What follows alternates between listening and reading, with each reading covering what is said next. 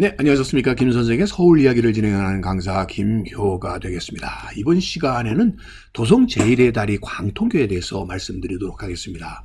1822년도에 그려진 이 한양도를 보게 되면 지금의 청계천인 이 개천 위에 그 수많은 다리 중에서 유일하게 이 광통교만을 그려놓고 있고, 즉 광화문으로부터 종로를 거쳐서 숭례문으로 나아가는 중요한 길목을 표시해 놓고 있습니다. 그런 의미에서 이 많은 다리 중에서 광통교가 가장 통행량도 많고 주목받을 만한 도성 제1의 다리였다고 볼 수가 있겠습니다.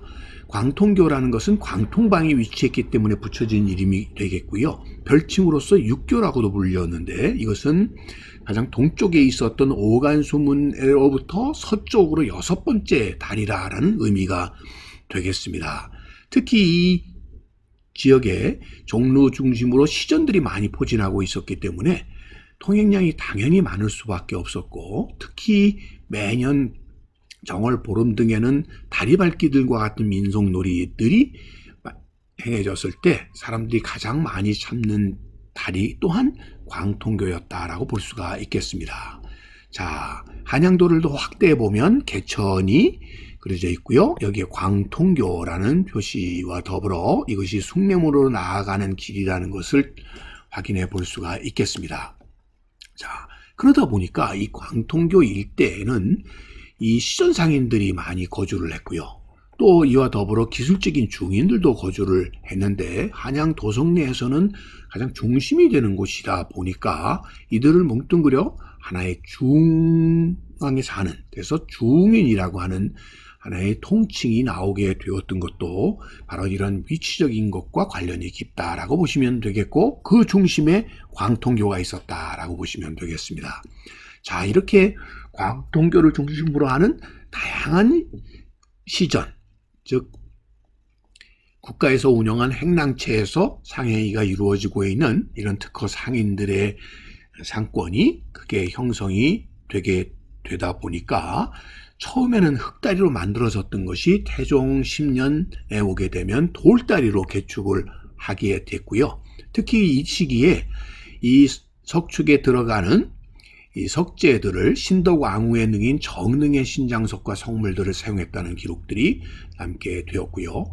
현재의 폭으로 이렇게 넓어지게 된 것은 영조 때에 와서의 일인데, 특히나 영조 임금님께서는 주운천에 대해서 굉장히 관심이 많다 보니까 이 시기에 두 칸을 증축했다라고 보시면 되겠습니다.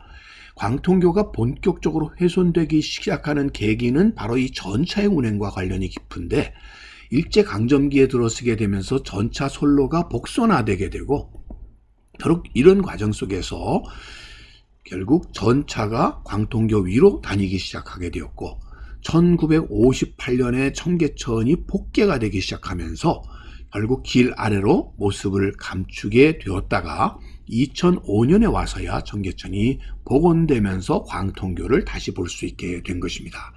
자, 오늘날의 광통교에 쓰여져 있는 이 석재들의 모습들이 되겠는데요. 아주 정교한 이렇게 조각이 이루어져 있는 신장석 등을 사용하고 있는데, 왜 신장석을 이렇게 거꾸로 박았느냐, 이런 것들에 대해서는 당시 태종이 신덕왕후에 대한 원한 때문이라는 시각도 나오게 된 것이 바로 이러한 예들의 경우가 아닐까 싶습니다. 자, 이러한 광통교의 모습을 다시 보게 되면 당시의 시전을 거쳐서 이렇게 우물의 고물의 정자를 거쳐서 숭례문, 남대문으로 나아가는, 그래서 당시 오늘날의 이 세종로길 자체가 없었던 시절에는 가장 중요한 메인 스트리트의 역할을 했던 것이 바로 이 광통교 길이었다고 보시면 되겠습니다. 이런 것들은 후대에 와서 오늘에 이르기까지 그 번화된 모습들을 그대로 유지하고 있다라고 보시면 되겠습니다. 자, 이게 종로와 광통교가 이어지고 있는 당시의 모습들을 여러분들이 한번 확인해 볼 수가 있겠고요. 그래서 숭례문으로 나아가는 이런 것을 알 수 있겠고요. 그러다 보니까 임금님의 거둥 때에도 이 광통교가 이용되는 경우들이 많아서 이것은 고종 황제의 거둥 당시의 모습을 담은 이런 사진들이 되겠습니다.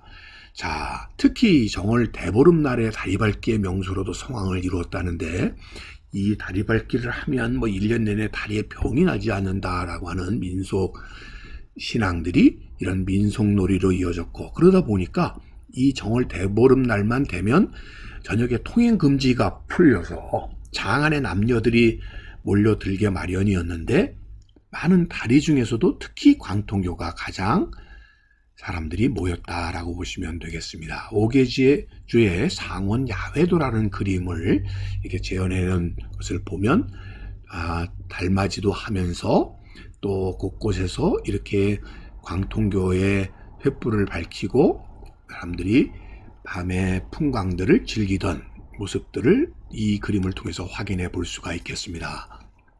자, 2003년도에 청계천 복원 사업이 시작이 되면서 결국 광통교를 복원하기 위한 노력들이 나타났고요.